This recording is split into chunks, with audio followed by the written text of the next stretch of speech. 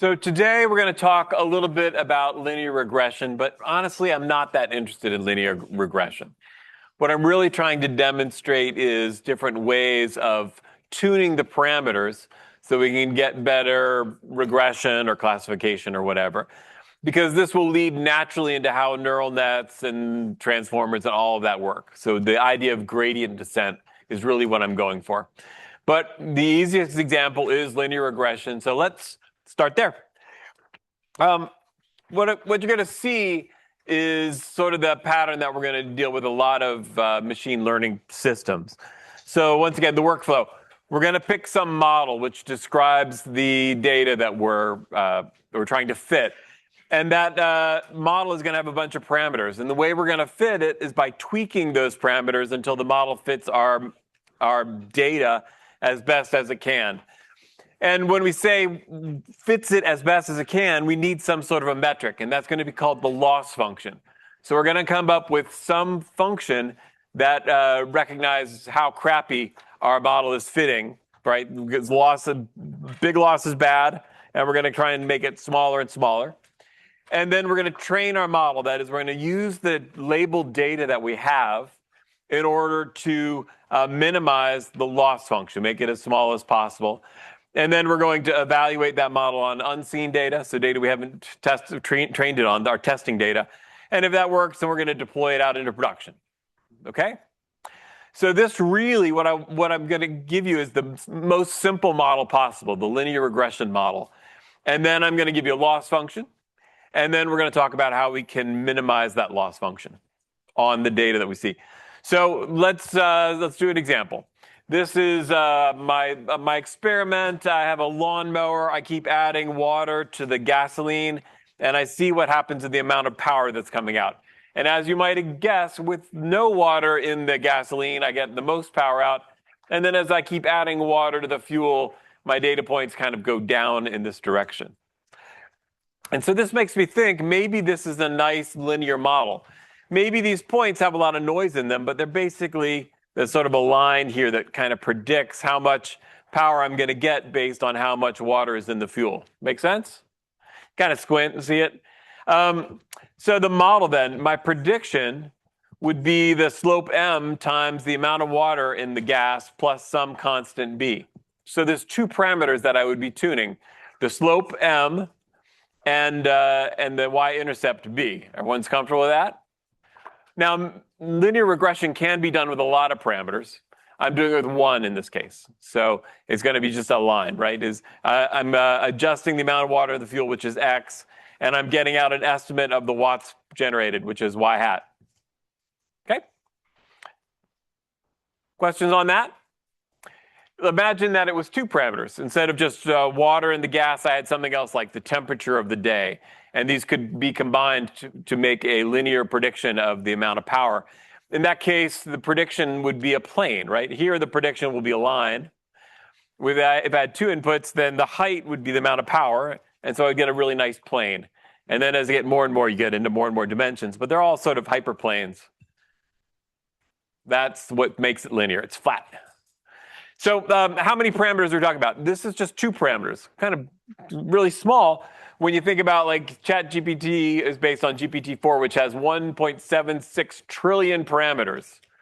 So in general, we can say that when we have a lot of parameters, we can overfit the training data and do terrible on the test data. So that is too much variance. We've overfit the data. And then if we really love all these parameters, we're going to just need a lot more training data. So when you have 1.76 trillion parameters, the way you train it is you run all of human knowledge through it. And that's the only way you can train that many parameters. So if we have too few parameters, it often fails to fit the data well at all. So for example, if this data went down for a while and then it went up again, a linear model wouldn't fit it well because it's maybe parabolic. So a line wouldn't fit it well. So that would be a model that had too much bias. It was too biased by the model.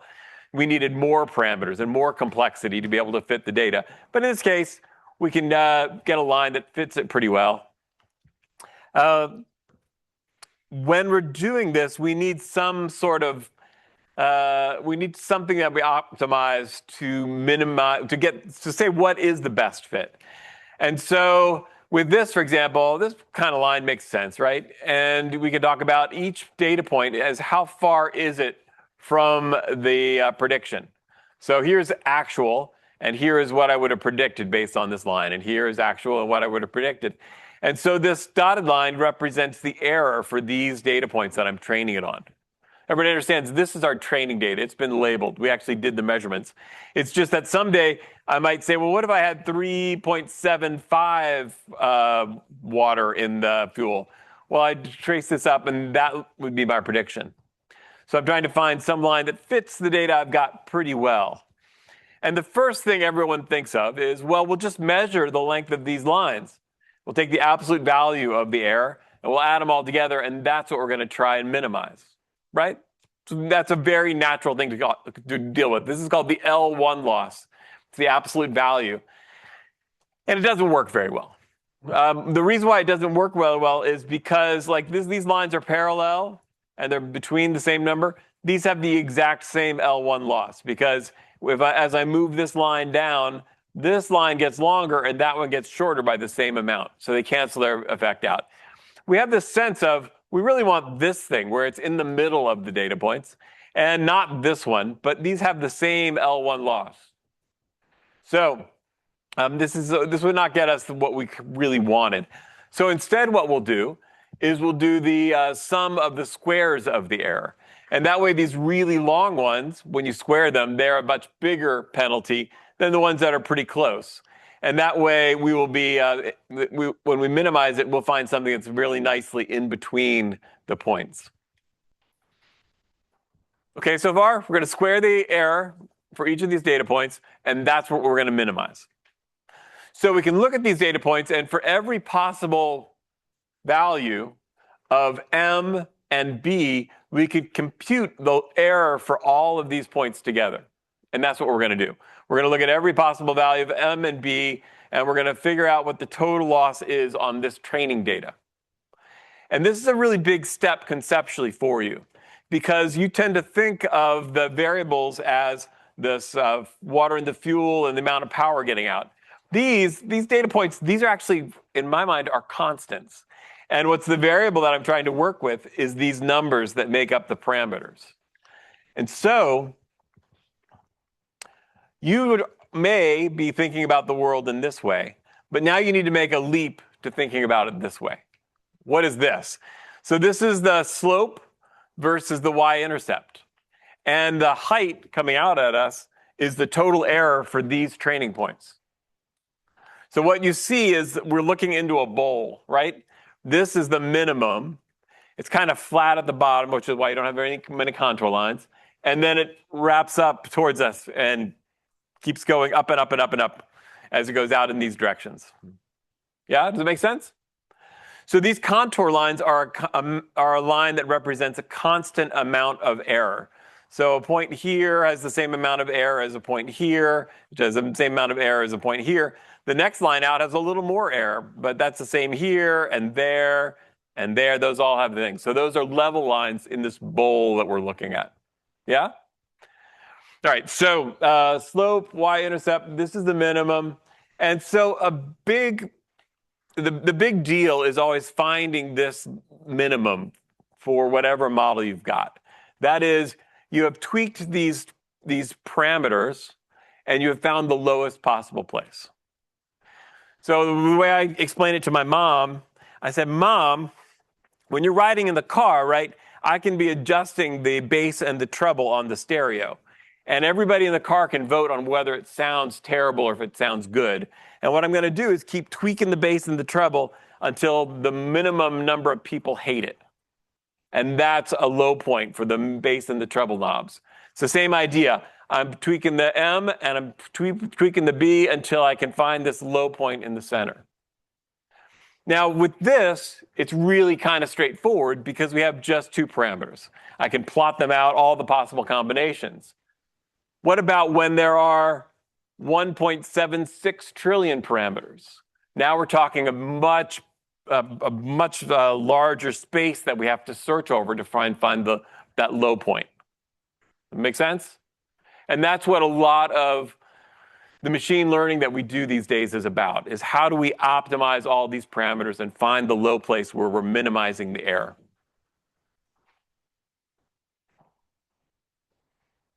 Everybody understand what these two graphs are?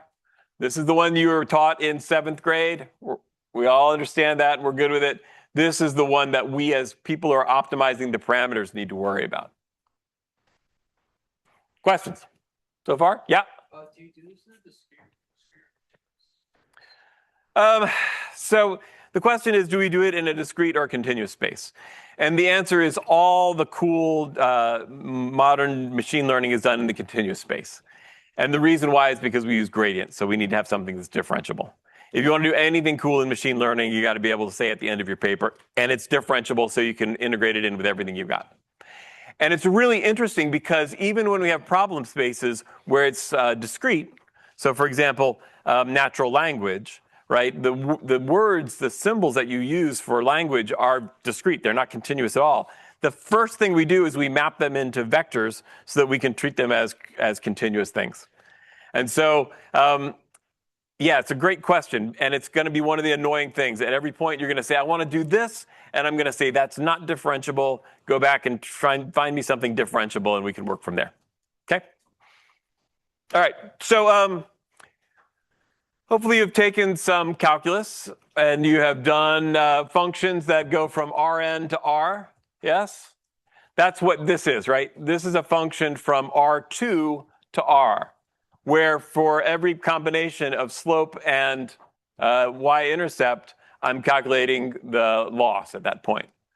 So we can generalize it to R to the n, R to the 1.7 trillion, for example, to R. And so we want to find the low spots. And one of the ideas that's really crucial to this is the gradient. So you did gradients, they made you do it in your calculus class, and you immediately forgot about it, so I'm going to review it for you. What you do is, when you have this function, f, which is a vector function, it takes vectors in and puts a real number out. To get the gradient, which is this is the nabla symbol, you are going to take the partial derivative of f with respect to the first input, and the partial derivative of f with the second and third, and so on. And the way you do that, right, is that you treat all the other x's as constants. So in the case of this one, you have some complicated expression for f. You treat all the other x's as constants, and you treat x1 as the only one that's a variable. And then you differentiate in terms of x1. And then when you go on to x2, you treat x1, x3, x4, all the way up to xn as constants. You differentiate it. Yeah? How is it going from R to R if you're getting an order code? You input the endpoints, and you get out a value, which is the altitude of this thing. I'm putting in 2 and m and b, and I'm getting out the amount of loss. Yeah, so the input is R2, and the input is R2, and the input is R. Is that okay? Yeah. So the gradient is going to be a vector. So this is the way you calculate it. And hopefully you've done this. You've done partial derivatives, where you treat these variables as if they're constant, and you differentiate in terms of 1. The geometric meaning of the gradient is at every point, you can calculate the gradient. It's different at different points, right? You plug in this value into the different partial derivatives, and you get different arrows. Where it's steep, the gradient is large, and where it's relatively flat, the gradient is short. So the magnitude tells you how steep the slope is of this bowl, and the direction is always pointed straight uphill. So you'll notice that all these contour lines, the gradient should always be perpendicular to them, because the gradient line is flat, right? It is the same height. And so to go straight uphill, you go perpendicular to that. So the gradient is perpendicular to it, and it points straight uphill. Everybody okay with the gradient? Real quick show of hands. You know what a gradient is? Ah, wonderful. Thank you so much. That makes my life easier. So it always points uphill.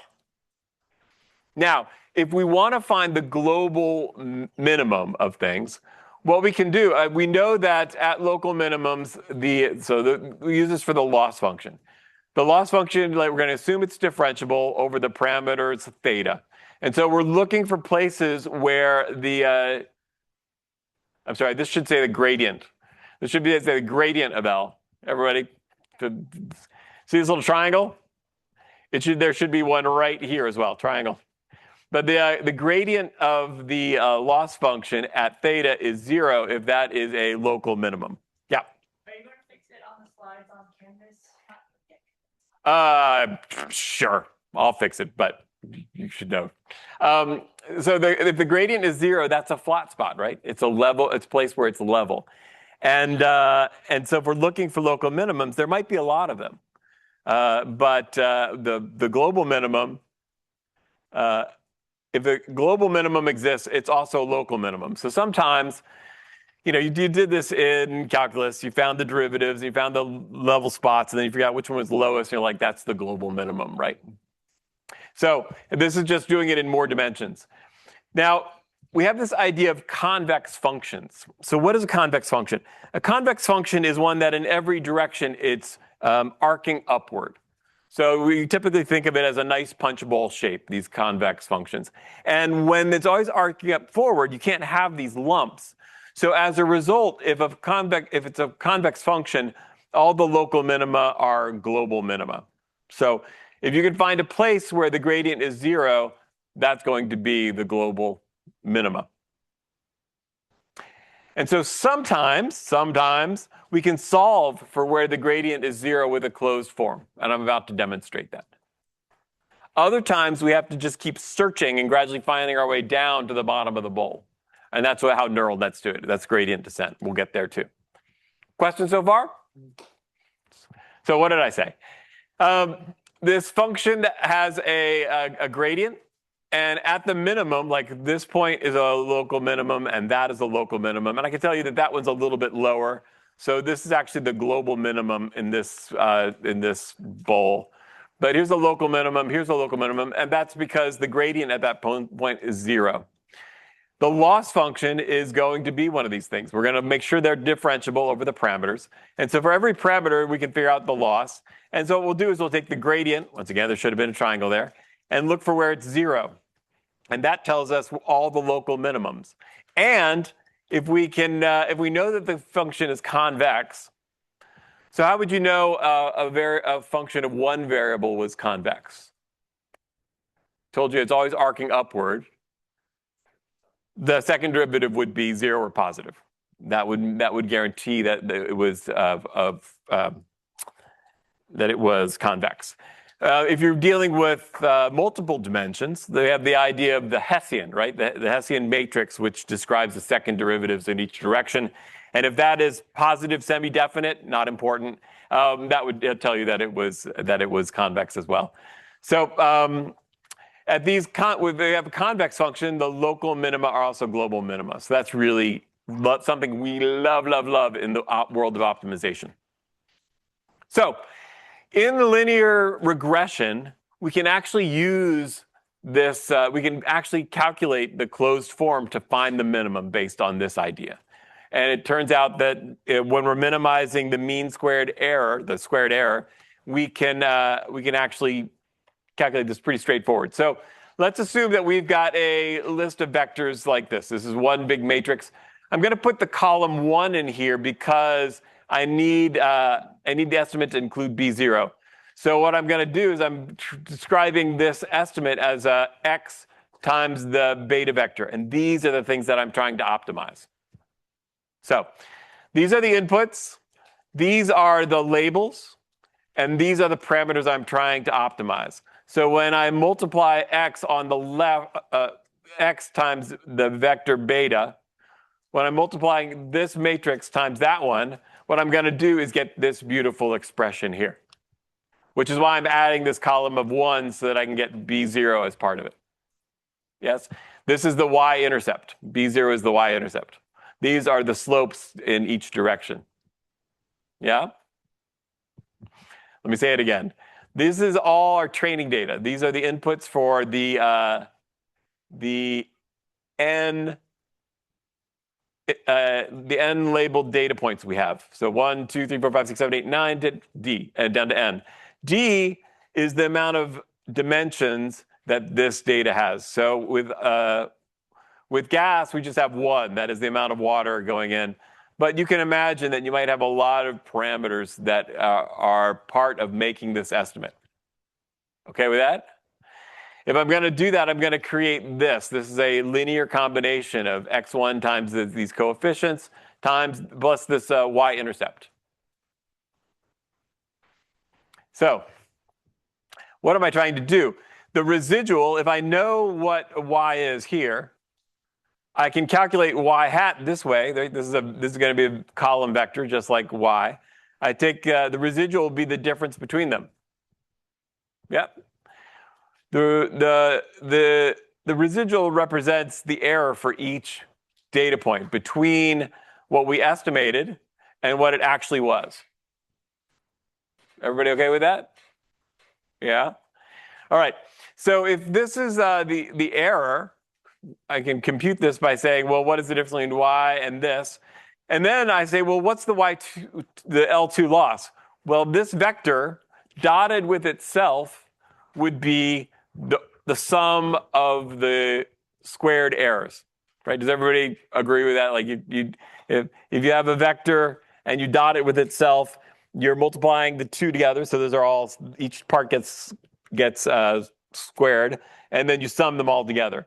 So r dot r, or r transpose times r, is the squared error. And we love it because it's nice and smooth. As we tweak these parameters here, this loss will change smoothly. That's what makes it differentiable. So if I substitute this in, I get that expression. You just do it using linear algebra identities, but this is all expressed in terms of these vectors, this X matrix, this beta matrix, and that's the loss. Yes? What do you mean by change smoothly? Change smoothly? Yeah. Yeah. I really want this loss to be differentiable when I manipulate this beta vector. And so I want it so that this changes smoothly, which you can see it does. As I tweak B1 up and down, this will smoothly change the estimates here, and that will smoothly change the loss. And so it actually turns out to be differentiable. Yep. So I just want to double check. You said something about transposing being like squaring it. Could you explain it? Yeah. So this is a column vector. This residual is a column vector. And if I take the transpose of it, then I get a row vector. And the row vector times the column vector becomes the dot product of the two. Okay. And so I write that out just like that. I'm sure you all could do it with your knowledge of matrices, but it's not that important because I'm leading you down the garden path to get you to this. So here is that expression that I just copied from here. This is exactly the same. And when I take the derivative of that, so you can do derivatives in matrix algebra, and you would end up with this expression. And you can see that it follows very naturally, right? This beta disappears, it becomes 2x transpose y. This is sort of like beta squared, so you get a 2 in front here, you get this out here, and then you get 1 beta. So that becomes this. Now, where is that 0? You set that to 0, and you would solve, and so that's when this equals this. If you solve for the beta vector, you get this. So using these matrices, we can immediately solve for what beta is, right? We take x, we do the transposable times x, we take the inverse of that, and we multiply it times the transpose x, we put in the vector of labels, and voila, we get the best possible beta vector of parameters. This is so wonderful, and it almost never happens in machine learning. Nearly all the time, we have to start with a bad estimate of what beta is and gradually work to a good one. So it's so exciting for me to be able to like, voila, closed form solution for beta. We just figured out where this was 0, we solve for beta, and we get this. The matrix operations, there's websites all over the place that will walk you through it, but we get this. This is so rare, it's fun for me to be able to say it, but it's not actually useful for the rest of the class. Because for the rest of the semester, we are never, ever going to bump into another situation where this happens. We just got lucky here, okay? This is convex, and so there's just one solution to it, and that is this. Good? All right, now let's tell the truth. Yeah. Were we only able to solve for beta because it's convex?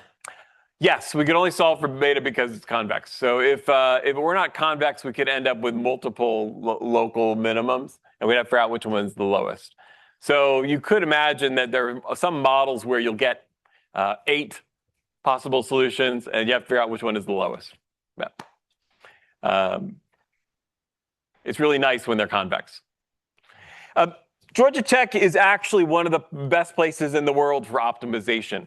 The very best and brightest doing optimization work are over in the ISYE department. So if you get really interested in this, there are good courses on it. So there's 3133, which is an engineering optimization, and there's 4133, which is advanced optimization. It's a fascinating area. I think you'd enjoy it a lot. But nearly all machine learning relies upon just one technique, which is gradient descent. And this is what we'll use for all of deep learning, gradient descent. And that's really nice because we just have to be able to take the first derivative of things. So let me show you how it works.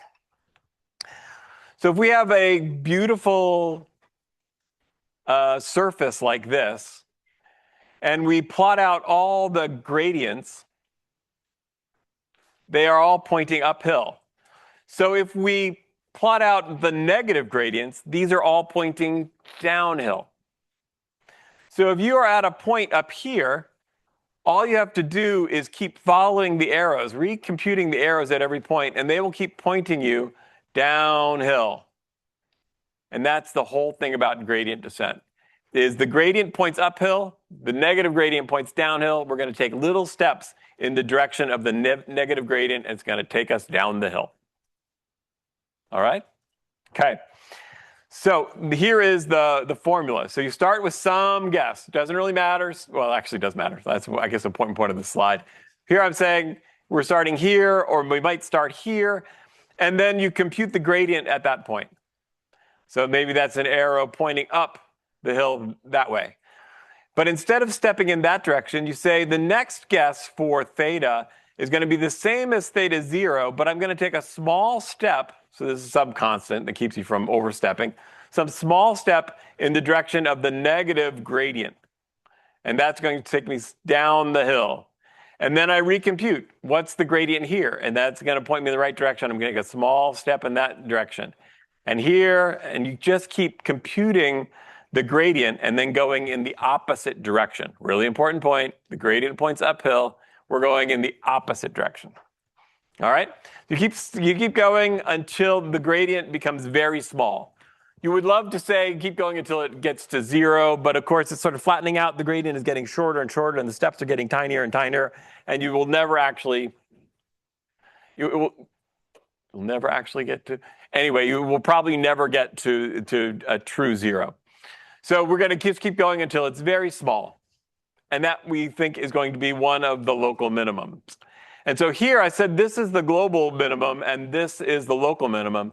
So note that in this case, the starting point was really important. This one took us to a local minimum and this one took us to a global minimum. Yeah. Is there always like a finite amount of local minimums? Like, can you have like a rate like that? So no, you are not guaranteed that there is a finite number of local minimum. You can have an infinite number. The most common thing is that you just have a line of them. Is that you have this big surface and there is a curve where it's 0. That's the most common. But it's actually possible to do countable infinite as well, if you can imagine just little divots in a spiral going out into infinity. Well, you'd have smooth potholes in a spiral going out into infinity. So you could have countably infinite as well, but usually it's not countably infinite. Yeah, go ahead. In the convex, so all the local minimums are global maxima and minimums, but in this one it's in gradient problems is, some are local. Some are local. This one, I'm showing you a surface that is not convex. And thus, they can have local minimums. Yep. Concave, right? We call that convex. Go ahead. Is alpha fixed or is There's both. So what I'm going to tell you right now is that it's fixed. We'll deal with fixed, but you can actually create a schedule where you start off with it big and you gradually make it smaller. That's not uncommon. Yep. Let's assume for a moment it's just a number, though. Okay. Other questions? Back there. Yeah, it's only going down because the gradient points uphill, so the negative has to point downhill. That's the whole thing. Yeah, you're going in the opposite direction. So let's talk about a couple of things that can go wrong. Doing this in neural nets, when I started out doing neural nets in 1989, we were terrified. All the professors were like, I wish it was convex, and then we would know we would get to a local minimum, we would get to a global minimum, but it's not convex, and I'm so terrified that we're going to end up at a local minimum.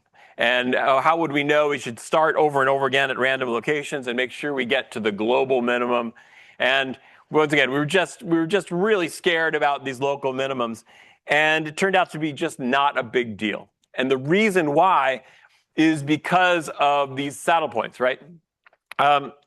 If you have a saddle point like this, there is a level spot at the top of it, but it's very unlikely that your parameters are going to go to that level spot and stop. Instead, it'll be close to it and then it'll kind of fall off the side of the saddle and it will continue to go down. And so the only kind of minimums that we're really worried about is where the second derivative is positive in every direction. Right? For those, that's a stable local minimum. And what happened is when we're talking about 1 million parameters, we're talking about 1 million dimensions. And what are the chances that you're going to have the second derivative be positive in every single one of those 1 million dimensions? And the answer is just not very likely. And so it turned out that a lot of times we might slow down as we went across these saddle points, but the system tended to make its way down to something very close to the global minimum or the global minimum itself. It just turned out to be not as big a deal as we were worried it was going to be. Okay, does that make sense? The only place where you get a true local minimum that's stable, not a saddle point like this, is where the second derivative is 0 or positive in every single direction. So what is something that you can mess up? If you make alpha too big, so here, let's say I started off at this point, and I made alpha too big. If I made alpha small, I would take a small step in the downhill direction. If I make alpha too big, I take a much too big a step in the downhill direction, and I end up over here. And then I realize that I need to go in this direction to get towards the minimum, but my step is too big, and I end up way over here. And over here, and over here, and I pop right out of the valley because I'm taking steps that are too big. I'm going in the right direction, I'm just taking steps that are too big. And so what you'll see if you have picked an alpha that's too big is that you're hoping that your loss is going to go down as it learns, right? If you see that your loss is going up instead, it's because your learning constant is too big and you're popping out of these valleys. So first thing you can do is just keep making alpha a little bit smaller until it starts going down. The other thing you can do, and this is your question, is you can gradually decrease alpha over time. So you start off with it bigger, and gradually get smaller. Yeah? So bad alphas, this is the learning coefficient. You don't want it to be too big. You don't want it to be too small either, right? If it's too small, you can end up just sitting there all day waiting for it to converge its way down the hill. So you kind of want to get alpha to a reasonable value. Definitely not too big because it won't converge at all. And definitely not too small because it will take a really long time. Yep? Okay. So there is a challenge then with alpha because it's just one number. right? You're multiplying the vector times this one number alpha. And you could have a situation like this where it's very steep in one direction, which would mean you could you want a very small alpha. And it's very shallow in another dimension, which would mean that you'd really want a big alpha so that you can take big steps in that direction. And if you have something like this, we say that it is ill-conditioned, that it is much steeper in one dimension than it is in the other. And these things take forever to converge because you can't put a big alpha on it because otherwise it'll come popping out of that valley. But if you put a really small one on it and it's way out here, it gradually moves its way here so slowly it takes forever to converge.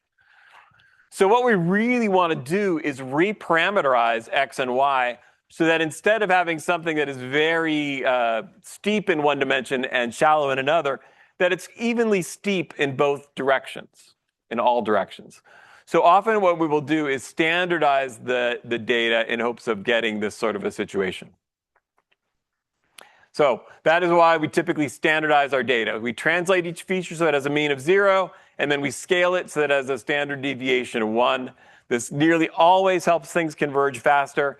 And so before we start training, we will compute the mean and the standard deviation for each feature, and then we will use the standardized data instead of the original data. All right?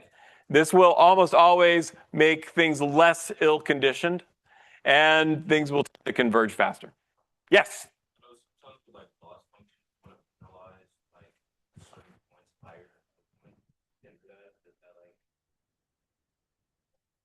So you're talking like penalized for magnitude of the weights, for example?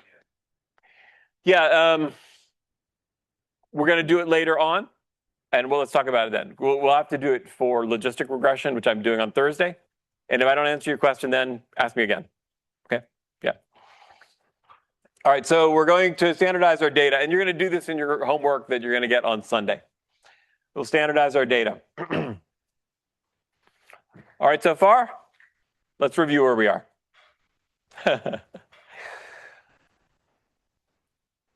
I started off with the simplest model I could, linear regression, just because it made the lessons I was trying to teach easy, because I can plot the slope and the intercept on a single sheet of paper, 2 dimensions. So with the 2 parameters, I can measure the loss function for every possible value of x, of the y-intercept and the slope. We usually call that m and b. And what we're trying to do is find the minimum, the global minimum. So to do this, we use the gradient, and we look for where the gradient of the loss function is 0. And when we get really lucky, we can actually solve for where that is. So here, with linear regression, we can actually use matrices and vectors to solve for the value of beta, all the entries in the beta vector. But in reality, most of the time, this doesn't work. So we have to find some way to start with a lousy estimate of these parameter thetas and gradually improve them until we get down to the global minimum or close to it. So the way we're going to do it in machine learning, there are lots of different methods for optimization. Most of the really cool ones involve the second derivative. And it turns out with a big neural network, finding the second derivative, the Hessian matrix, is a pain. So we like gradient descent because we just have to take the first derivative. So the first derivative is this gradient. Here we're looking at the arrows are pointing in the direction of the negative gradient, which we can see points downhill. Gradient descent, we start with a lousy guess at theta, the parameters theta. We take small steps in the direction of the negative of the gradient until we reach a minimum, which might be a local minimum, but we hope it's a global minimum. When we do this in very high dimensions, it turns out that a lot of these level points where the gradient is 0 are unstable. We tend not to stop there, so it's not as bad a problem as you think it might be. But we do have to be careful that we take steps that are small enough that the thing eventually converges. And so sometimes we just set alpha to be a small number. Other times we decrease it over time. We can set a schedule for decreasing it. But we can't get a good value for alpha at all if the dimensions have wildly different slopes. We say this is ill-conditioned. We standardize our data hoping that we are going to have something that is not ill-conditioned. Yeah? Can we use the term loss function and objective function? The loss function versus what? Can we use the term loss function and objective function? Yes. So in the world of optimization, they would call this an objective function that you were trying to minimize. So what I would say is right now our objective function is the loss function, right? For the data that we have, the labeled data we have, right? And that's an important point, is this surface, when I talk about this surface here, this surface is based on this training data. If I had different data, this would have a very different shape. So it is the objective function given these data points go into the model. All right, so that's where we are. We standardize our data in hopes that we get something that is not ill-conditioned and that it will converge quickly. Great. Now, we do this in neural nets with, once again, 1.7 trillion parameters instead of just 2. And then we do it with a whole lot of data points. So, as you might imagine, your graphics card has only so much matrix on, so much memory on it to hold these big matrices. So instead of doing the whole data set, we sometimes break it down into batches. So maybe a batch of 200 data points. So we've got the inputs and the outputs for 200 at a time, and we optimize for those. So when we do this, we typically want to do some sort of smoothing. So first of all, we shuffle them so that we don't have all pictures of cats and then all pictures of dogs. You want a mix of pictures of cats and dogs in your data set. So first of all, we'll shuffle them. And then when we break them up into batches, as we're updating this theta vector, we're going to kind of smooth the movement. Because, as I said, the data that makes up this surface here is based on the data that's in the batch. So each time it can be a little bit different. And so when we're talking about doing this gradient descent down the hill like this, we kind of want to smooth the path out so we don't make radical steps just because we happen to get some real strange data in this batch. So what we can do is we can smooth the thing out by using what's called momentum. So we will compute the gradient for this batch, and then we'll take the last direction that we stepped in, and we'll mix the two together. So you could imagine maybe m is let's do 0.7. So you would multiply this vector times 0.3, and then you would take the last version of it and you multiply it times 0.7, and you would mix them together. And that would make this vector change very smoothly as you went through different batches. And then you use that vector instead with alpha to update theta. Does that make sense? So the vector v is going to very smoothly change over time as you give it different batches, as opposed to changing very rapidly. And that m, the bigger m is, the more momentum it has. That is, the current one counts less and less in the current step. Yeah? Smoothing the motion downhill. And this also tends to help us roll over these saddle points. Because as you can imagine, as you're coming down the hill, this really does act like momentum. So you would come down the hill and you kind of go up a little bit, just like you were skiing. You go up the other side a little bit, and then you kind of come down this way. So it tends to help us roll over these saddle points. And even small true local minimums, we tend to roll through them. So momentum, it's very much, if you follow the idea of physics, it's the same idea of physics momentum, is it should help us get to the bottom of the hill. Yeah? Saddle points are kind of a bad thing because if we stopped on them right on top of the level point, we wouldn't go any further. They would act as a local minimum. So that's unlikely. That what typically happens is you get close to them and you just slow way, way, way down, and the thing stops learning for a few iterations. But having a little momentum, it will actually help it get down the hill more quickly. Yeah. Yeah.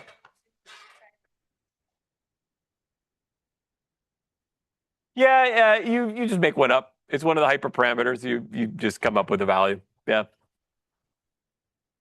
And as you can imagine, a large value means that you have more momentum. It's based more on the history than it is on the current value. Small values means you're using the most recent calculation a lot more than the history.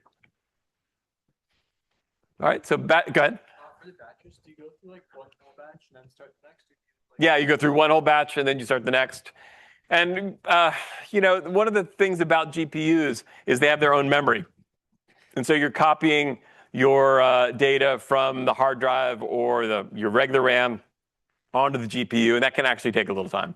So yes, you're loading it as fast as you can and doing calculations based on it. Yep. Just double checking, M's an arbitrary constant each side, right? Yeah, it's a hyperparameter, we say. Yeah. so we continuously changes as we go from like batch to batch? Like, Yeah, you go through every batch, and then you go back and you start at the beginning batch again. So let's say you have 1,000 data points of training stuff, but your GPU is only big enough to handle 200 at a time. You're going to end up with 5 batches of 200. And when you do all 5 batches, that's called one epoch. And then you'll go back and you'll do another epoch. And so it might be like you might do 100 epochs to converge. why do we have to go like why do we have to repeat that? So once you go from batch. When you go through one pass, you've only done like 5 steps down. So you need to keep going until it converges at some sort of a minimum. So you're looking for when it gets to where it's making really tiny steps. Yeah. All right. Now, just so you know, the gradient vector would be proportional to how many data points you have. Right? If you have a huge batch, you would sum up a lot more little errors, and you would get a big gradient number. So in order to make it so that the step size does not depend on the batch size, instead of using the total squared error, we typically use the mean squared error. So we'll divide it by n before we work with everything.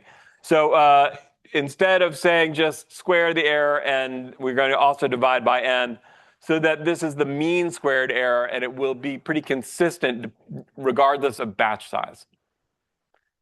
And that way, when you figure out the gradient, it will be pretty consistently sized regardless of the batch size, which means you don't have to keep retrying different values of alpha every time you change the batch size. That's the big goal. So I just want to mention that when I talk about squared error, I was kind of lying. In reality, what we typically use is the mean squared error, the MSE, the mean squared error, and you're going to run into that a lot. But this is not as pretty as the version that I showed you before. So this is the real thing. Questions on that? All right. Any neural net library that you use will have a thing called Atom, which is an optimizer. And so it does not just use pure gradient descent, but rather it tries to guess at sort of the curvature of these surfaces and guess where you're going. And it turns out that it really helps in terms of ill-conditioned and lumpy error surfaces. So most of us don't use just pure gradient descent. We actually use the Atom optimizer. And it's just smarter, and it generally converges a little bit faster. I just wanted to mention that because I think in one of the homeworks coming up, two homeworks down, you're going to use an Atom optimizer, and it's going to converge delightfully fast. And this is just the standard thing we use.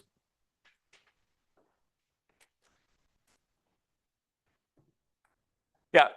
The bottom line, and we're going to bump into this again and again for the rest of the semester, is that when we're dealing with this idea of gradient descent, and we're going to do that a lot, is that we need things to be smooth.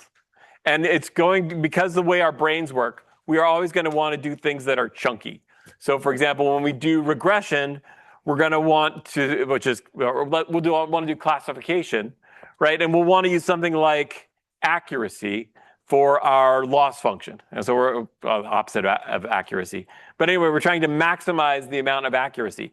But every time we tweak the parameters, maybe just one thing pops over and the accuracy does a sudden non-differentiable jump. And so as you're tweaking these variables, the accuracy is going to stay constant, and then at some point, it's going to do a non-differentiable jump. And so we're not going to be able to use accuracy as something that we're optimizing. We're going to find some other nice smooth loss function, and we'll optimize that, and we'll hope that accuracy goes along with it, and our accuracy gets better. But this is going to be something that is going to be annoying to you. Every time you come up with some algorithm you think no one has ever thought of, is you're going to find that it's not differentiable. And the reason why everybody does it the way they do is because their way is differentiable.